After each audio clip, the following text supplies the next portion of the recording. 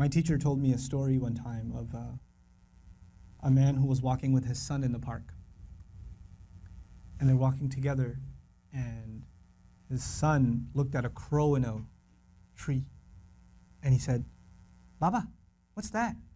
It's like a 2-year-old kid. Baba said, "It's a crow." And he said, "Baba, what's that?" And he said, "It's a crow." "Oh, okay." "Baba, what's that?" "It's a crow." "Oh, a crow. What's that?" "It's a crow." It went on for 10 minutes. He asked him 30 times, he counted. Dad kept a score, and he put it in his little journal. "My son, today we were walking in the park, asked me about a crow 30 times. It was the cutest thing in the world." 30 years go by. The son is not 2, the son is 32. Father calls him, "Son, can I come over?" "Dad, it's not a good time right now." "Son, just bear with me. I just need like 10, 15 minutes. That's all I need. Just go for a drive. I need to talk to you about something." Whatever. You know what? Okay, fine. So he comes over, gets in the car, they go over, drive over to a park. "What's this about, Dad? Can you tell me quickly? I got things to do." "Just take a walk with me, son. It's okay." I'll take a walk. I see a crow in a tree. The dad says, "Son, what's that?" "Seriously, Father? It's a crow." "Oh, son, what's that?" "Is this a game? I have things to do, okay? It's a crow. You can't see, I just got you new glasses last month. Why is this happening to me? Dad, why are you so difficult? I don't understand what the problem is. Just tell me what you really want. I'm busy, okay?" The dad pulls out his journal. He says, "Son, this is something that happened 30 years ago. We were walking down this park. You saw a crow. And you asked me 30 times. And I gave you a smile every time. You couldn't handle twice.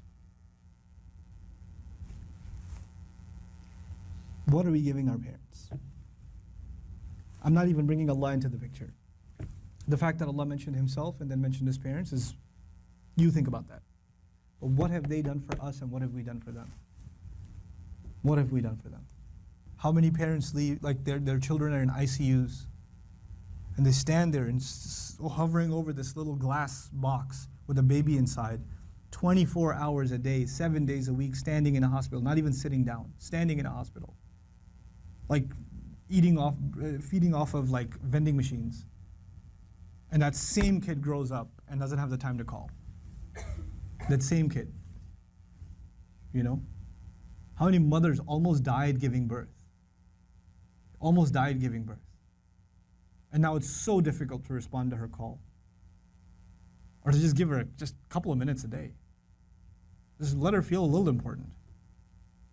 You know how unfair that is, that you were the most important thing to them and they are so insignificant to you? How unfair that is? You know? They carry that pain with them every day, that I am nothing to my children. I mean nothing to them, I'm worthless to them. You know, they have no time for me. When something is worth something to you, it gets your time. Most of you at this age, you want to just get away from your parents. You just want to be with your friends. You want to be on your own. You just don't want to be with your parents. You know? That's, you develop this crooked habit now, and it will only get worse over time. Our parents have very, very, very strong emotions. They're very protective of us. For them, you won't know this until you become a parent. For them, it doesn't matter when you turn 60, you're still their baby. They still remember changing your diaper. They still remember feeding you milk. They still remember burping you and cleaning up after you peed in the back seat. They still remember that. You don't remember that, they remember that. My son won't remember that. I was like, I gotta go. Then all of a sudden he stops complaining. I'm like, oh, time to roll down the windows.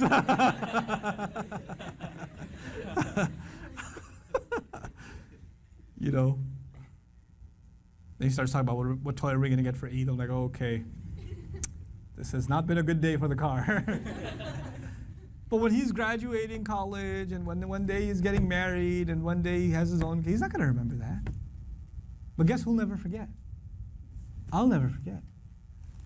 I'll never forget carrying him into a bathroom, cleaning him up, changing his clothes.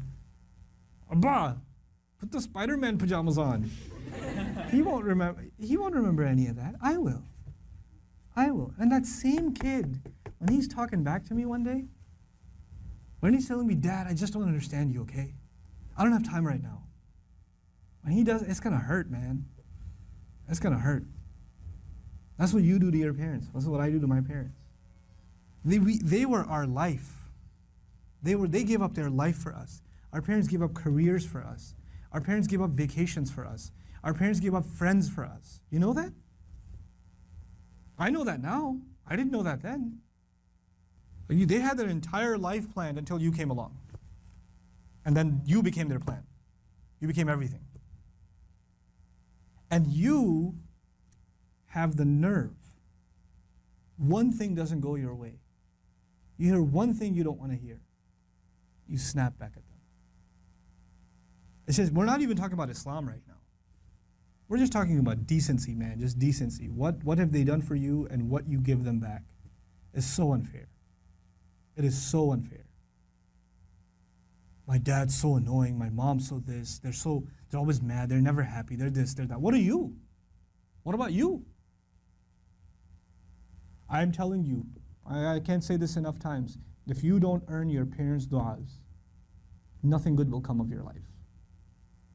Nothing good will come of your life if they're not happy with you. If you haven't done everything you can to make them happy.